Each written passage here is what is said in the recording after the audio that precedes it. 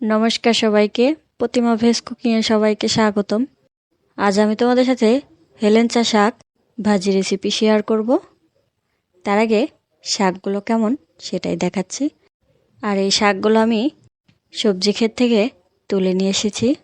আর এই শাকগুলো কিন্তু মাঠে বা বাড়ির আশেপাশেই পাওয়া যায়, শুধু একটু খুঁজে তুলে আনতে হয়। শাকগুলো পরিষ্কার করে বেছে নিয়েছি আর পরিষ্কার করে ধুয়ে নিয়েছি। এবার ফোড়ন দিয়ে দেব। ফোড়নে দেব সয়াবিন তেল। তেলটা গরম হয়ে আসলেই দিয়ে দেব থেতো করে রাখা আদা। আদাটা একটু লাল লাল হয়ে আসলেই দিয়ে দেব শুকনো মরিচ। শুকনো মরিচটা একটু লাল লাল করে নেবার পর এবার ধুয়ে রাখা শাকগুলো দিয়ে দেব। এখন দেখে মনে হচ্ছে কড়াইতে বোধহয় আর আটবে না, কিন্তু একটু পরেই উনিয়ে একদম অল্প হয়ে যাবে। এবার দিয়ে দিলাম কাঁচামরিচ আর অল্প করে একটু লবণ দেওয়ার পর একটু মিশিয়ে নেব। মিশিয়ে নেওয়া হয়ে গেছে। এবার একটা ঢাকনা দিয়ে ঢেকে দেব। কিছু সময় ঢেকে দেবার পর শাকটা একটু অল্প হয়ে গেছে। এবার ঢাকনাটা তুলে অল্প করে একটু জল দিয়ে দেব। এতে করে শাকটা খুব ভালো করে সেদ্ধ হয়ে যাবে।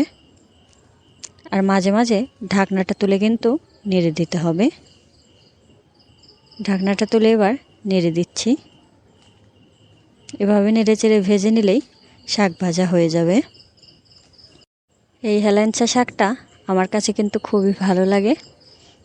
তোমাদের কার কার ভালো লাগে কিংবা কে কে খেয়েছো অবশ্যই কমেন্ট করে জানাবে। এর সাথে কিন্তু কচুর পাতাও দেওয়া যায়। কচুর পাতাটা দিলে এই শাকটা কিন্তু আরও বেশি নরম হয়। এবার কাঠের ম্যাশার দিয়ে একটু ম্যাশ করে নিলাম, এতে করে শাকটা আর একটু বেশি নরম হলো। তারপর ভালো করে নেড়ে নেব। কথা বলতে বলতে কিন্তু শাকটা ভাজা হয়ে গেছে। এবার নামিয়ে নিতে হবে। গরম ভাতের সাথে আর এই শাক ভাজি আর সাথে একটু কাসুন্দি হলে আর সাথে কিছুই লাগবে না, এতটাই মজা।